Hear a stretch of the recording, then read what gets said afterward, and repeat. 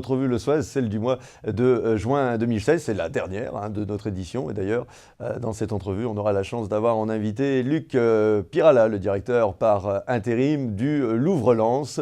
Quoi que mieux et de quoi de plus important que la santé, c'est vrai.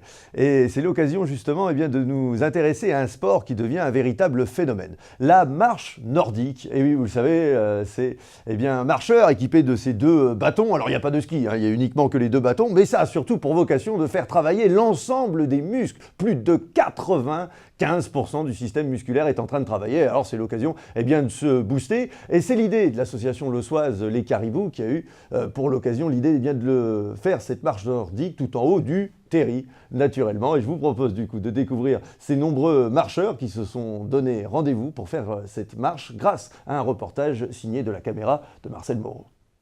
Bonjour à tous, voilà, je vous présente l'association des Caribous, association de marche nordique de Los Angeles.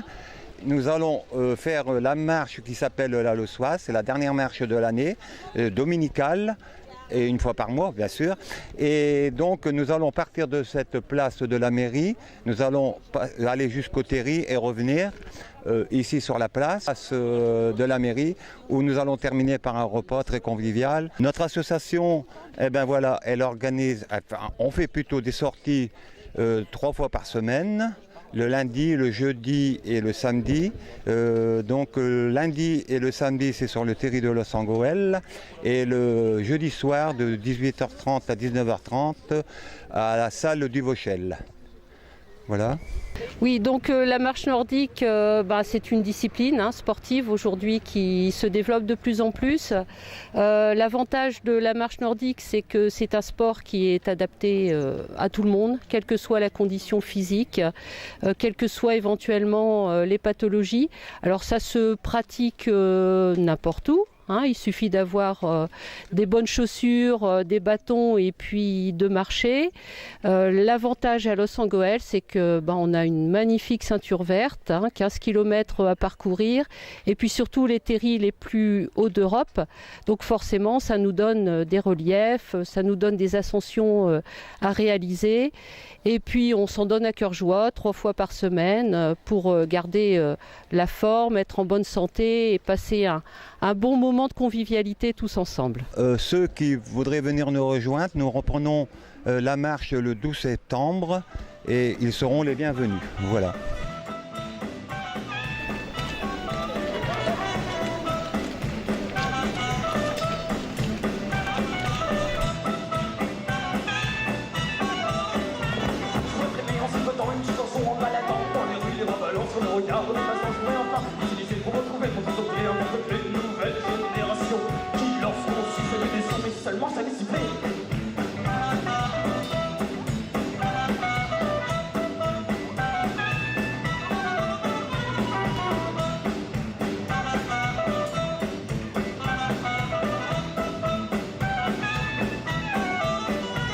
J'aurais l'air comme j'aurais la place en société, je serai un homme, en vrai qu'on a envie de respecter. En sifflant mes encriers, mon petit chat viendrait m'habiter. Et les femmes seraient impressionnées, devant et l'autorité, et seulement ça les siffler.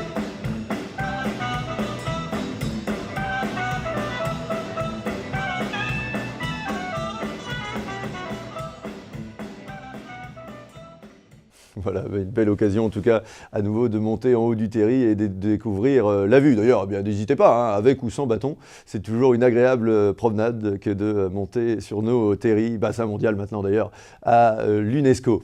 Comme vous le savez, le mois de mai à Los Angeles rime avec festivité et surtout manifestation culturelle, puisque c'est l'occasion jamais de découvrir des spectacles, mais aussi des chanteurs, enfin en tout cas une très belle organisation à nouveau pour cette nouvelle édition des Goéliades, et toute l'équipe de l'OSTV d'ailleurs a pu participer à cet événement culturel majeur pour la ville, et on a surtout pu découvrir cette année encore des jeunes talents, lossois ou non, qui ont leur propre groupe de musique, de rock. Et ce que je vous propose de découvrir ces formidables talents que nous avons dans notre commune grâce à la caméra de Marcel Moreau à nouveau.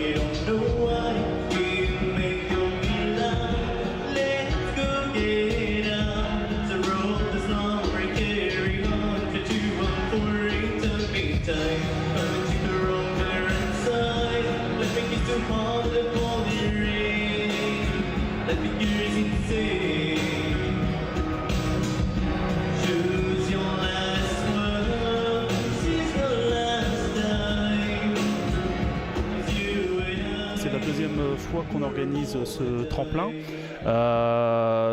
suite notamment au succès l'année dernière de la première édition. Donc l'idée, c'est d'offrir un plateau dans des conditions, comme vous le voyez derrière moi, professionnelles à des artistes amateurs ou semi-amateurs, en tout cas des artistes locaux. Donc aujourd'hui, on a la chance de pouvoir se voir produire à Los Angeles 5 groupes. Donc il y aura d'abord Clemente Rabito, qui est un jeune qui a l'habitude de chanter un peu partout dans Los Angeles dans nos cérémonies, qui avait d'ailleurs fait une excellente prestation à l'occasion des commémorations de la Première Guerre mondiale avec la visite de nos amis anglais.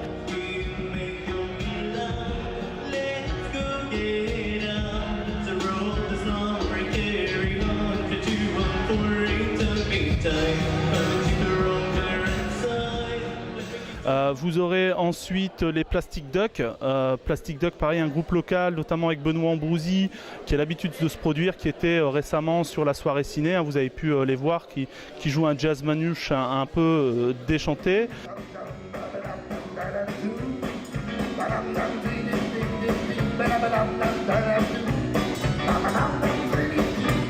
Je suis le roi de la danse, oh, la jungle est avec pied.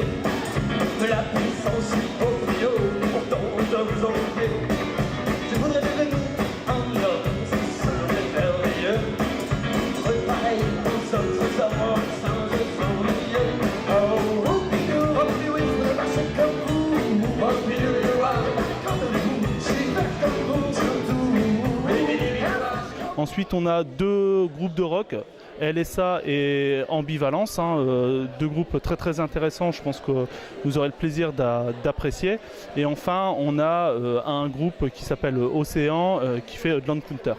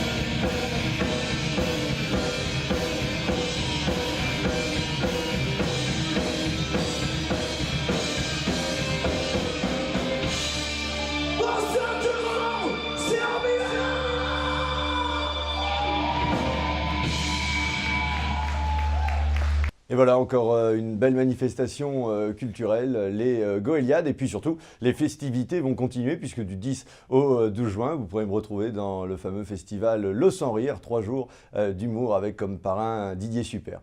Comme convenu maintenant, eh bien, notre séquence invitée dans notre revue Lossoise, eh bien, en plus pour clore cette saison, je suis avec Luc Pirala, directeur par intérim du Louvre-Lens. Alors c'est vrai que nous, à Los TV, on a été présents dès l'ouverture du Louvre-Lens et puis on trouvait cela assez important eh bien, de continuer à se renseigner sur les activités du Louvre. Alors qu'est-ce qui se passe du coup en ce moment au Louvre-Lens ? Alors au Louvre-Lens, en ce moment, on a plusieurs expositions. Une exposition au pavillon de verre qu'on organise autour de l'Euro 2016, dont Lens évidemment va accueillir 4 matchs. Et dans le pavillon de verre, on organise donc une exposition qui s'appelle RC Louvre Mémoire sang et or, dont on parlera un petit peu plus après, et une autre qui n'a absolument rien à voir dans la grande galerie d'exposition temporaire, autour de Charles Lebrun, en fait le peintre du Roi Soleil, le grand peintre de Louis XIV qu'on remet ainsi à l'honneur. Voilà. Ah, c'est vrai que c'est ça qui est surprenant, mais enfin c'est aussi un peu le principe de la mission culturelle, d'avoir un peu comme ça des écarts entre une exposition sur le Louvre, sur le RC Lens et puis aussi sur Charles Lebrun, le peintre du Roi Soleil. Justement, en quoi consiste justement cette mission comme ça de directeur du Louvre-Lens ? Ah d'être directeur, ça veut dire ouvrir les expositions en temps et en heure, en respectant le budget qui nous est imparti, parce que ça c'est quand même des éléments très très importants, et évidemment gérer les équipes pour le faire dans les meilleures conditions. Alors moi c'est un peu particulier parce que c'est vrai que je fais l'intérim donc entre deux missions un peu plus longues, donc il faut essayer de remotiver tout le monde pour repartir de l'avant cette 4e année qui est importante parce que évidemment on est dans une phase où il faut repartir de l'avant justement après la phase d'ouverture, quoi. Donc ça c'est un moment fort pour les équipes, quoi. Oui, c'est une 4e année, c'est un moment fort. En plus, vous allez tomber en plein milieu de l'Euro 2016, donc il y aura certainement énormément de visiteurs. Et c'est l'occasion justement de continuer un peu sur le foot, puisque le Louvre-Lens s'est mis au foot justement, parce que je montre cette exposition qui a lieu en ce moment, depuis le 16 avril. Mémoire sang et or, voilà, RC Louvre, Mémoire sang et or. Alors ça, c'était un peu une formidable aventure, parce qu'alors là, pour trouver des objets, je ne sais pas s'il y en avait au Louvre à Paris, ça me surprendrait, pour trouver des objets de collection qui concernent le RC Lens, ça a dû être une formidable recherche. L'idée, en fait, c'était pas forcément d'emprunter des œuvres ou des objets qui sont déjà dans les collections, mais plutôt de faire émerger des objets qui pourraient l'être. Et c'est ça qu'on a mis en place avec plusieurs autres musées, dont le Musée national du sport. On a lancé en fait un appel à dons, une sorte de collecte de mémoire, un peu ce qui avait été fait autour de 14-18 pour ceux qui savent, mais en allant jusqu'au bout, en disant, écoutez, les témoignages et les objets éventuellement pourront être à la fin laissés dans les collections nationales du Musée national du sport. Donc on a créé un petit peu ce projet autour de ça, en disant, on fait quelque chose qui est patrimonial, on fait un projet muséal autour de la notion de supporter, en se disant finalement, le musée aujourd'hui peut pas passer à côté du phénomène du supporterisme, parce que c'est un phénomène qui est quand même très très important culturellement. Enfin ça, qu'on aime le sport ou pas, on peut quand même dire que c'est pas neutre. C'est une forme de culture, oui. C'est surtout, c'est un impact très très important socialement et donc culturellement. Enfin ça, on peut pas le nier, et donc c'est important que le musée s'y intéresse. Donc on a créé un projet qui au fond pouvait avoir un sens à la fois pour le musée, puisque c'était une source d'enrichissement des collections quelque part, mais aussi pour les visiteurs de Bollard et plus globalement des supporters de foot, en lui disant que le musée c'est aussi fait pour eux dans la mesure où eux-mêmes sont un sujet d'étude du musée. Donc c'est ça qu'on a fait. Alors on l'a fait un peu en décalé par rapport à l'Euro, parce qu'au départ l'objectif c'était de faire ça un peu pendant l'Euro, mais comme très rapidement on nous a demandé de faire une exposition, et c'est vrai que quand on est dans le pavillon de verre c'est logique, enfin vous voyez au pavillon de verre, vous voyez les terrines de noces et puis vous voyez le Bollard, quoi. Et donc c'était important qu'on le fasse. Mais du coup, c'est un peu décalé cette collecte qui s'est faite entre juin et juillet 2015, quoi. Donc en fait, on a appelé très simplement les gens. Alors on a un peu utilisé les canaux des médias quand même, locaux et même nationaux sur le sport d'ailleurs, pour dire vous êtes supporter, nous on met pas de définition sur qui est supporter. Vous voulez nous raconter des histoires, votre histoire autour d'un objet en particulier dans lequel vous investissez votre passion, vous venez. D'accord. Donc là, l'objectif en plus, c'est que l'objet est suivi de l'histoire, entre guillemets, du supporter. Complètement, c'était un peu ça. On voulait renverser, alors pour être un peu, comment dire, un peu pompeux, on voulait renverser la charge de la patrimonialisation. C'est-à-dire que dans la collecte, ce qui était un peu innovant, voire carrément innovant, c'est que c'est pas l'institution, c'est pas le musée qui déterminait quels étaient les gens intéressants, ni pourquoi les objets étaient intéressants. On renversait tout ça en disant, vous voulez finalement être au musée, vous avez une histoire à raconter, vous nous la racontez. Et c'est que dans un deuxième temps, que l'institution venait, si vous voulez, entériner ce choix. Oui, c'est vrai, parce que la valeur des objets, elle peut être très différente selon, effectivement, les personnes. Il y a des fagnons qui ont plus de 10 ans, etc., sous le Racing Club de Lens, qui, pour une personne, va être... Donc, vous avez un peu fait cette corrélation entre l'objet, la personne qui le détenait. Justement, on peut retrouver des objets insolites dans cette collection RC Lens. C'est tout l'enjeu. Et c'est vrai que c'est véritablement le témoignage des gens sur l'objet qui donne sa valeur et le sens à l'histoire. Alors j'allais dire, il n'y a que ça dans l'exposition, donc évidemment qu'on en a. Moi j'ai mes petits chouchous, j'ai le tabouret de supporter de Nicolas Zalewski, qui est donc un petit tabouret grand comme ça, orange, avec marqué RCL dessus, qui a été fait par son grand-père à lui, qui était mineur. et qui lui a fait quand lui allait au stade à l'âge de 6 ans, dans les secondes, quoi. Les secondes, évidemment, c'est la Marek, donc on était debout, et donc lui, il allait au stade dans les années 80 avec son tabouret. C'est évidemment une autre époque, puisque il le dit lui-même d'ailleurs dans l'entretien, c'est que maintenant on n'arrive même plus à rentrer avec une bouteille d'eau dans le stade. Avant, il pouvait rentrer avec son tabouret. Alors au-delà de l'anecdote, c'est vrai que ça lui rappelle son grand-père et la manière dont lui pouvait faire finalement un tabouret en deux coups de cuillère à peau quelque part. Et puis que c'était peint, il n'avait pas la peinture jaune ni la peinture rouge, et du coup son grand-père lui a dit, écoute, jaune et rouge mélangés, ça fait orange. Donc le petit Nicolas a peint lui-même son tabouret en orange, donc c'est pas forcément très très bien peint, mais du coup c'est un objet qui a beaucoup de valeur pour lui, et du coup pour nous, qui est vraiment révélateur de ces mémoires sang et or qui sont en gros l'histoire du territoire en Creux, quoi. Oui. C'est pas du tout une exposition sur l'histoire du club, les différentes étapes, les trophées, tout ça. Non, l'idée c'était de mettre en avant les histoires des différentes personnes qui sont venues témoigner et de mettre en avant ces objets-là, quoi. Oui, c'était l'objectif. D'ailleurs, pendant qu'on parlait, vous avez pu découvrir quelques images de ces objets RC Lens captés par notre journaliste Gérard Herman. Difficile de faire une transition entre le Racing Club de Lens et Charles Lebrun, le peintre du Roi Soleil, mais c'est tout l'intérêt de la culture, c'est tout l'intérêt d'un musée comme le Louvre, situé à Lens.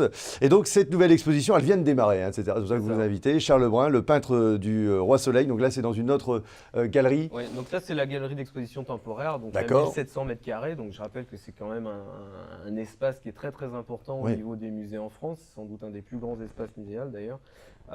Et donc on accueille cette exposition Charles Lebrun, qui est donc une rétrospective, c'est-à-dire vraiment une expo qui vise à réhabiliter l'ensemble du peintre, une monographie qui n'a pas été faite depuis 1963, c'est pour vous dire.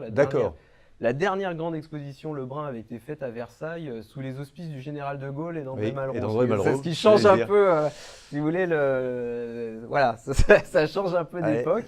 Et du coup, c'est quand même un événement d'accueillir une telle rétrospective, parce que c'est vrai que alors le nom de Charles Lebrun est dans l'imaginaire, il résonne pas trop, moins que le nôtre par exemple. Pourtant, c'est vraiment le même type d'importance, c'est-à-dire que dans l'art français de cette époque-là, donc du XVIIe siècle, qui est un grand moment de l'art français évidemment, parce que c'est l'époque de Louis XIV, c'est un moment où la France domine à la fois l'Europe, j'allais dire militairement, mais aussi dans les arts. Oui, c'est vrai, sous Louis XIV, oui.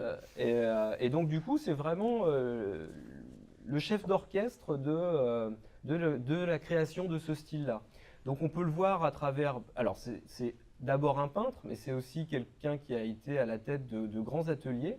Donc on n'aura pas seulement de la peinture, on n'a pas seulement de la peinture dans l'exposition, vous le verrez. D'accord. On a aussi des grandes tapisseries, puisque c'est aussi le moment où les Gobelins, donc les grandes manufactures de tapisseries se mettent en place grâce à Colbert au service du roi. Et donc lui a peint des cartons, qu'on disait en fait, qui sont pas forcément des choses en carton, mais en fait les dessins et les peintures à grandeur dont les lissiers se servaient comme modèle. D'accord. Donc on a énormément de choses grandes, on a du un peu plus petit, mais on a vraiment tous les arts. C'est ça qui est très très intéressant avec un artiste comme Charles Lebrun. D'accord. On peut trouver combien d'expositions dans cette fameuse...